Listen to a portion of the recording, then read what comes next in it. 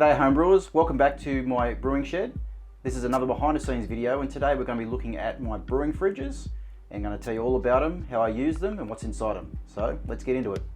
The first thing I want to talk about basically is where I got these fridges from. Okay, so this fridge in particular, the bigger one, that's a 340 litre fridge. I got that from a used appliance store, a local one. It cost $80 and it had a damaged crisper tray in the bottom, so they're probably going to have trouble selling it. 80 bucks, and since it works fine, works perfectly fine, the temperature control works perfect, so the thermostat's working fine. Since I got it, I actually replaced, within 12 months I think, I replaced the door seal.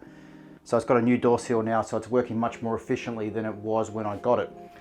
This particular fridge here I got off Gumtree. Gumtree is just the online marketplace where people can buy and sell stuff with other people directly. And I got this one for $50. I actually sold a small bar fridge I had for $50 to purchase this fridge for 50 bucks. Now, this fridge has a broken thermostat, so it only goes on and it doesn't, like the temperature control knob inside doesn't affect the temperature at all. It just goes full every time. So if I want to use this as a fridge, that'd be fine. I could just use, like if I want to use with the temperature control, I could just use an Inkbird to control the temperature in the fridge, to cycle it on and off. But instead, I don't worry about that. Instead, I do have an Inkbird cycling it, but I'm using it as a fermentation fridge. So it's better suited as a fermentation fridge, and it's just the right size for that. Being a 250 litre, so this is 340 and this is 250 litre fridge.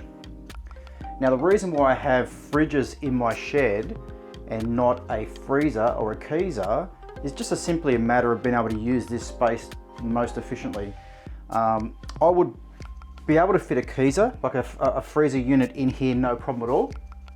The only issue I would have then is I would be stuck with one unit, which I can only use for serving, and I would have to put my fermentation fridge somewhere else because I'd still need a fridge to ferment in, and that would have to find a new home if that was the case. So it makes more sense in this smaller space for me to have two upright fridges than to have one long freezer taking up this space. And that way I can have my serving fridge and my fermentation fridge as a basic two fridge setup. Now this particular fridge is my serving fridge, the larger of the two. And the first thing you're going to notice is there's no taps on the outside. And I haven't put taps on the outside because of where it's located in this particular shed. Where we are located geographically, it gets really hot in summer. We have long hot summers and short mild winters. So even though I'm like dressed up, jumper and everything today because it's cold for me, it's only about 17 degrees outside. It's not actually that really cold, you know, for a lot of people in the world. But our summers in here regularly gets to 30s, the mid 30s, and we can average 33 to 35 degrees Celsius in January for the entire month and have most of our days at 28 degrees or higher. So it gets really hot in this shed. It gets up to 40 plus degrees in this shed. And if I have the taps on the outside of this fridge, the taps are going to get hot. They're going to stay hot, and any fresh beer that passes through those warm taps is instantly going to foam up and release CO2, so you're going to get foamy pours more often than not. So it just makes sense to keep the pouring apparatus, everything I want to serve my beer with, inside the fridge to keep it cool. That does present some challenges though, but it also enables me to have a serving fridge at a really low cost. So I don't have to worry about all the taps set up and all that sort of stuff which costs money. I can get away with just picnic taps and hoses and have it all on the inside. So if I open up my serving fridge, you'll see I've currently got 4 kegs in here. These are just your standard 5-gallon Corny Kegs, 19-litre Corny Kegs. I've got 3 of those, plus I've got an excess beer at the moment, so I'm using a Fermenting Junior as a 4th keg, and it's just got a flow control tap on it. The rest of my kegs, however, I have serving tap, picnic tap, and it's on these push fittings. So you can just push it straight in.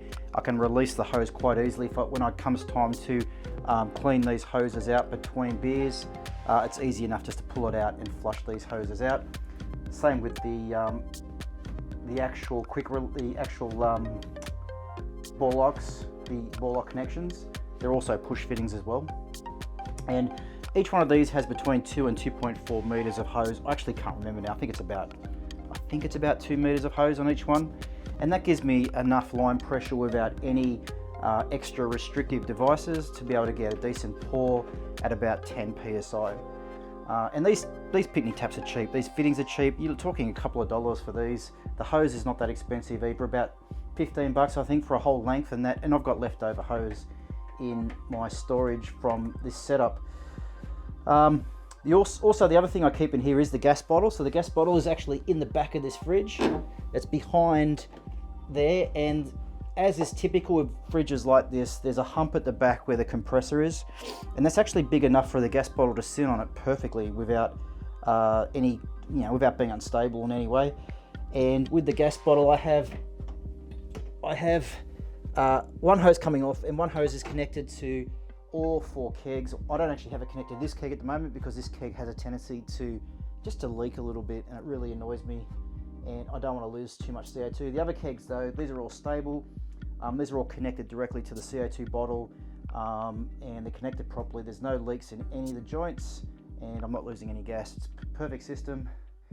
And but the only thing is, not having inline regulators, I'm stuck with one pressure, so I'm pretty much running everything at 10 psi. So I have the same kind of level of carbonation for everything. So that's the only downside to a system like this. And the only way to fix that is to put inline regulators inside the fridge so I can actually adjust the pressure for each beer.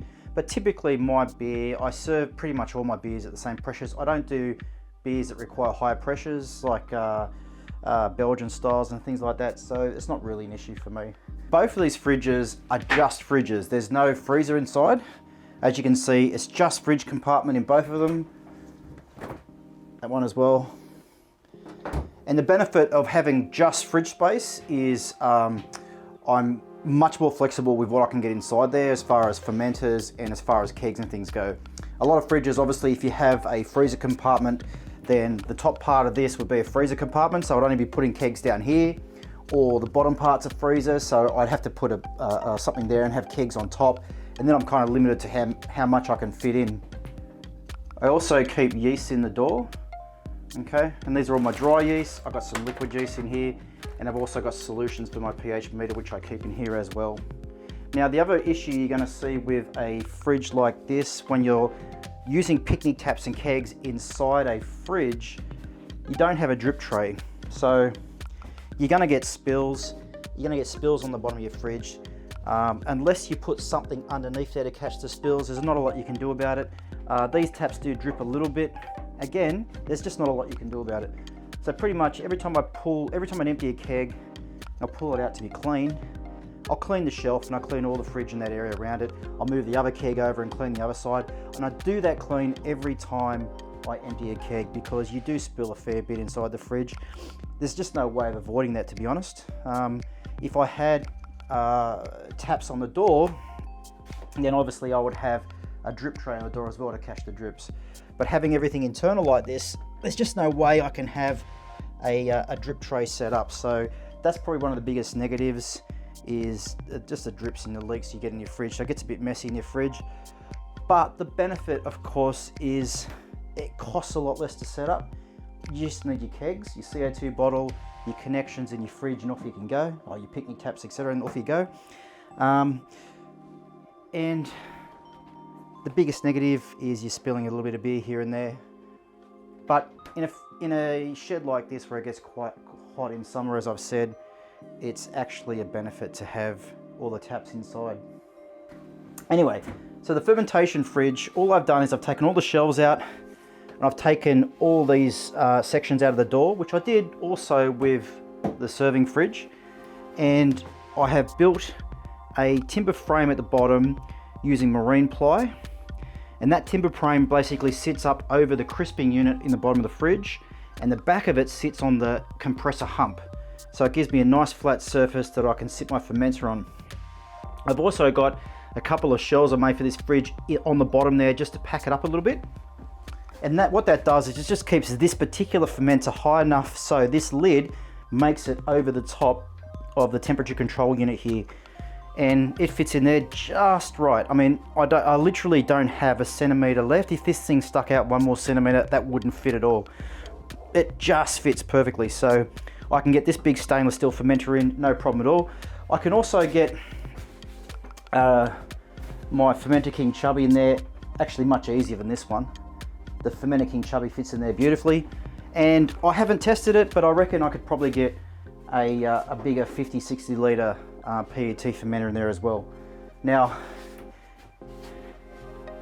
because this fridge works mostly for fermentation, using the Inkbird to control the temperature, which I've got it set now, I don't have to worry about the fact that this one doesn't have a working thermostat.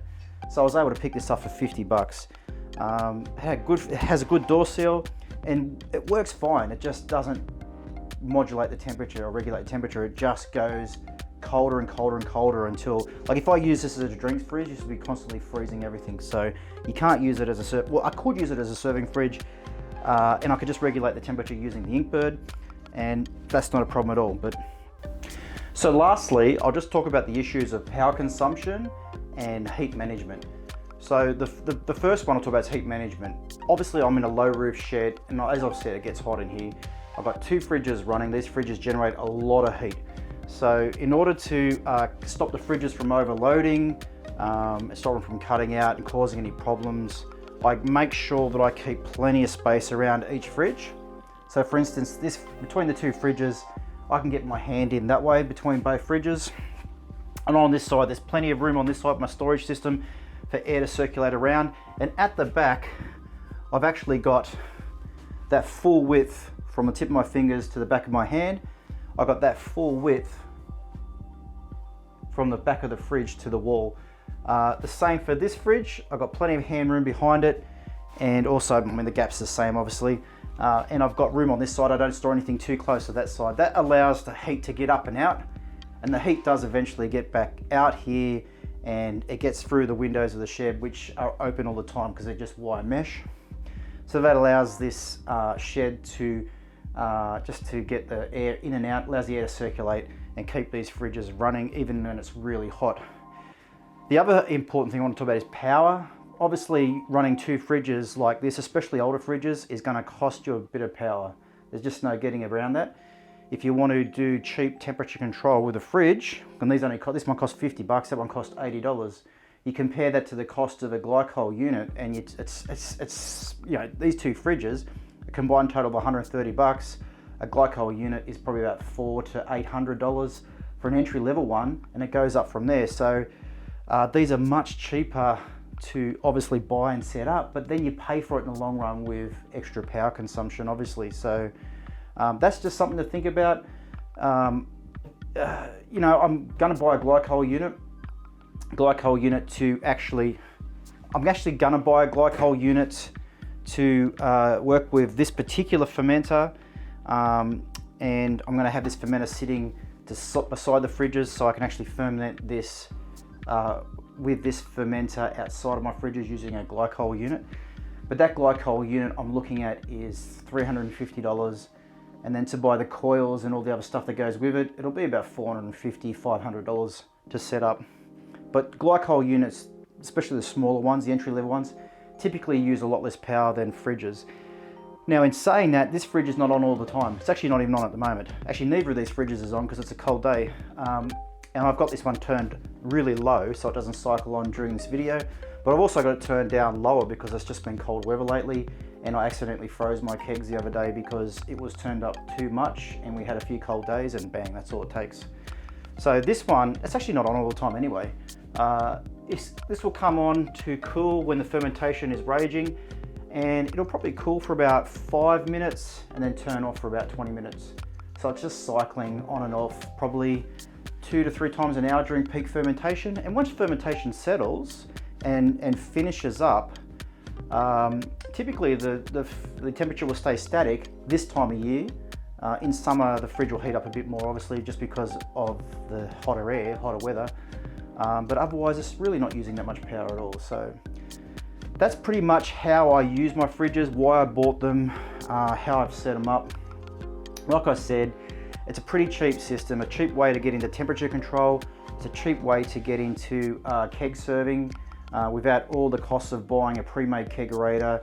And even if I bought a pre-made kegerator, I couldn't use it in here for the same reason I don't put taps on the outside of the fridge. It's just too hot, and I'll be getting a lot of beer foam all the time instead of, you know, beer in my glass, we're getting foam. So yeah, so that's all about my fridges. I hope that was informative. I hope that was helpful. If you're looking in the market for getting a fridge, or you want to know how other people set up their fridges, that's how I set up mine. It's by no means the only way you can do this. There's plenty of ways you can do it. This is just how I do it. So if you enjoyed that, and if you got something out of it, leave me a like. Thanks for watching. And I'll be back again soon with another video. Cheers.